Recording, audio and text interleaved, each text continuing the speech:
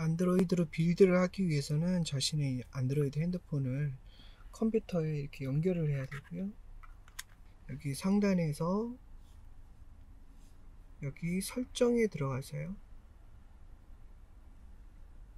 설정 쭉 들어가서 보면 맨 밑에 휴대폰 정보에 가서 개발자 버전을 허용해 줘야 됩니다. 들어가서 이렇게 쭉 어디서 할 수 있냐면, 예전에 이렇게 개발자 온오프가 바로 있었는데 요즘에는 바로 없고요.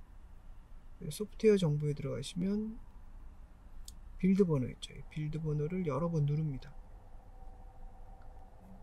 그럼 이렇게 핸드폰 초기 암호를 물어보고요. 그러면 이렇게 다시 되돌아가서 맨 밑에 가보면 이렇게 개발자 옵션이 활성화된 걸 볼 수가 있습니다. 여기 밑에 쭉 가서 또 하나 이제 체크해 줘야 될게요.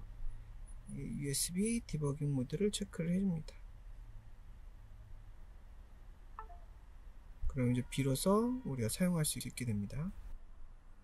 이 상태가 이제 핸드폰에 그런 설정을 해준 상태에서 USB로 이 컴퓨터 연결을 한 상태에서요, 빌드 세팅에 가서 이 씬이 적용이 되어 있는지 봐야 됩니다. 이 씬이 없다면 지금 내가 만든 이 씬을 요 add open 씬을 이용해서 이렇게 활성화 시켜줘야 되고, 여기 리스트가 이렇게 뜨면 됩니다. 그럼 요거를 앱으로 만들 겁니다. 그래서 여기 보면 빌드하는 거는 이제 APK 파일을 만들어서 핸드폰에 직접 자기가 업로드해서 설치해야 되는 번거로움이 있지만, 여기는 빌드 앤 런을 하면 그 APK 파일도 만들면서 직접 핸드폰을 옮겨서 바로 실행을 하게 해줍니다. 이거 눌러볼까요? 이렇게 하면 어디다 어떤 이름으로 저장할 거냐고 묻고 있죠. JDK나 SDK, NDK 이런 게 설치가 제대로 되어 있다면 이렇게 빌드가 될 거고요. 이런 게 설치가 안 되어 있다면 이런 거 설치하라고 에러 메시지가 뜰 겁니다. 이런 에러 메시지가 뜨는 사람은 저에게 라인으로 메신저를 줘서 팀비어나 기타 구글 원격 지원이나 이런 걸 요청을 하면 제가 직접 여러분의 컴퓨터에 들어가서 설치를 해주도록 하겠습니다. 핸드폰이 허용을 안 눌렀나 보네요. 그 데이터 액세스를 허용할까요 했을 때 눌렀어야 되는데요. 데이터를 접근할 수 있도록 허용을 눌러야 됩니다. 허용을 누르고요. 여기 빌드가 안 되고 이렇게 에러가 뜨는 거를 볼 수가 있습니다.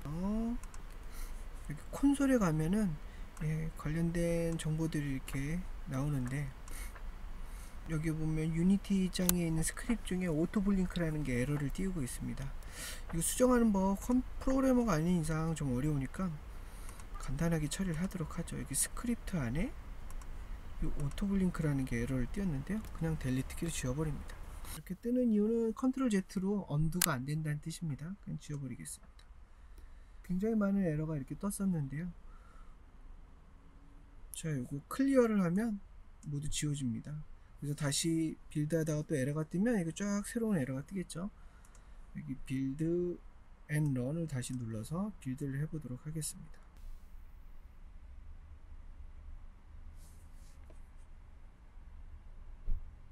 보다시피 빌드가 에러가 없이 완성이 됐고요, 빌드가 다 완성이 됐다고 나옵니다. 그래서 핸드폰을 켜보면 완성이 되어 있죠. 지금 아무것도 할 수 없습니다. 지금 AR도 작동이 되는 게 아니고 유니티 짠이라는 캐릭터가 앞에 서 있게끔만 만들었고요. 자, 이제 하나하나씩 AR을 추가해 가면서 완성을 시켜 보도록 하겠습니다.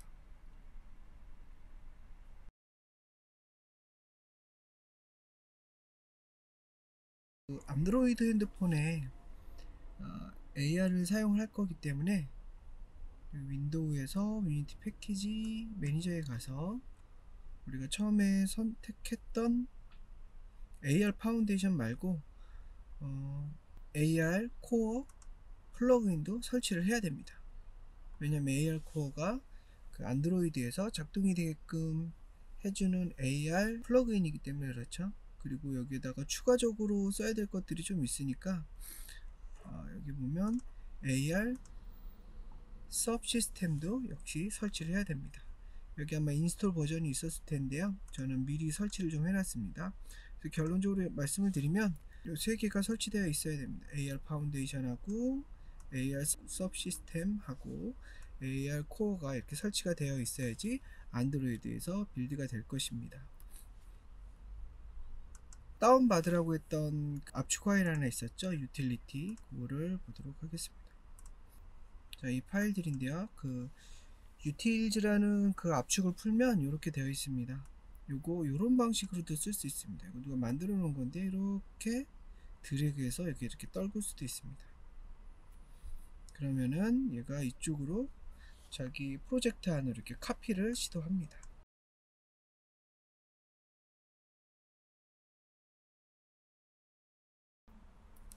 자, 이렇게 다 복사가 된 걸 볼 수가 있고요. 여기에다가 이런 걸 한번 해볼까요? 저 우선 좀 만들어 놨는데요. 슬라이더를 조정을 하면 아이콘 대신 이렇게 글자로도 볼 수가 있습니다.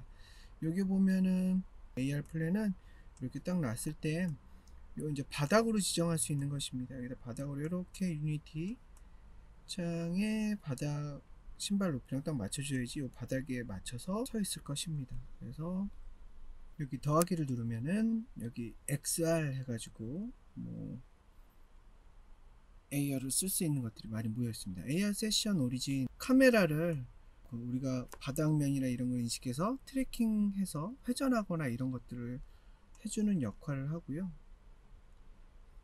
그리고 또 필요한 게 AR 세션 여기 하나 필요하고요. 여기다가 AR 오리진에 가보면 AR 카메라가 이 안에 들어있는 AR 카메라를 사용하고 있는 걸 알 수가 있습니다. 눌러보면 알고요. 여기 AR 세션에 가보면 이런 식으로 되어 있고요. 제가 PPT 강의를 하면서 기록해 뒀던 것 기억하시나요?